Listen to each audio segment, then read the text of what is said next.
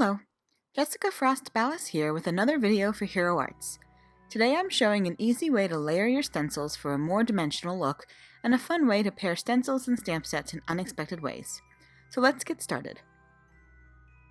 First I started by blending a little soft pool ink around the edge of a piece of Strathmore Bristol cardstock.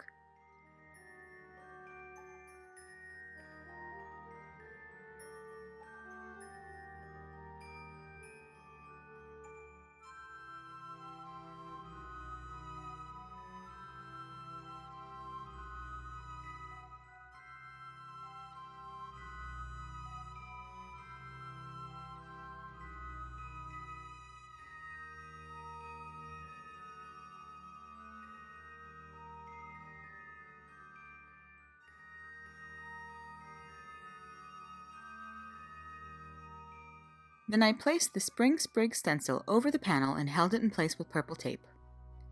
I lightly blended ocean ink across the bottom of the panel and blended it with soft pool ink.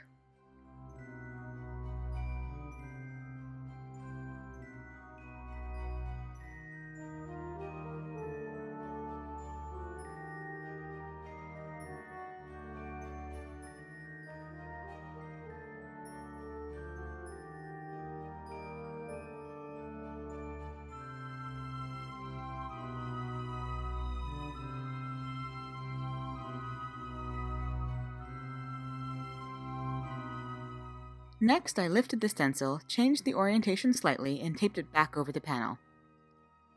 This time I blended our new Aquamarine Hero Hues Pigment ink over the bottom of the stencil and blended it out with the two lighter shades.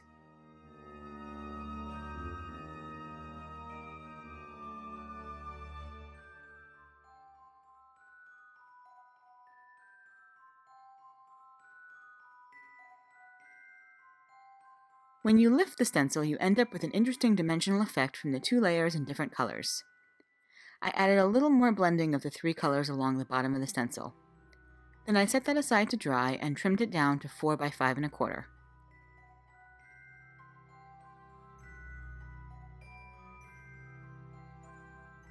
I decided the background kinda looked a little like a planted aquarium, so I decided to pair it with the beautiful color layering Betta fish.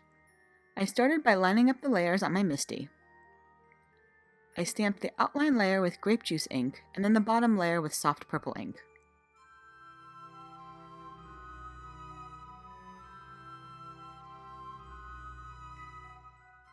I briefly set it with a heat gun, and then stamped the top layer with Amethyst pigment ink. The pigment inks stay wet a little longer than dye ink, so they're great for heat embossing.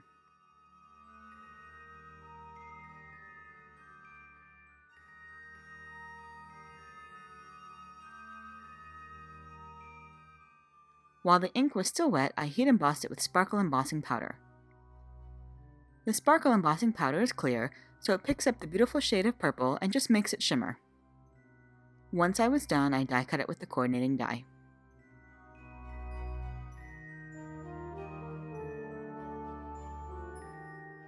Next, I stamped an encouraging sentiment from color layering Betta onto pitch black cardstock and heat embossed it with white embossing powder before trimming it down to a thin angled label.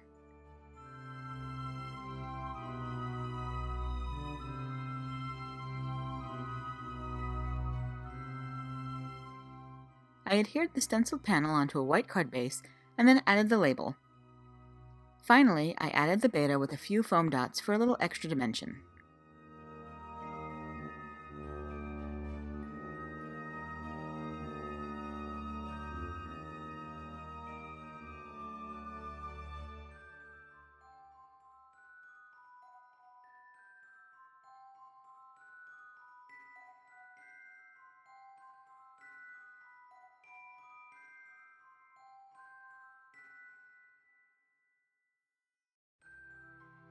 And that's it.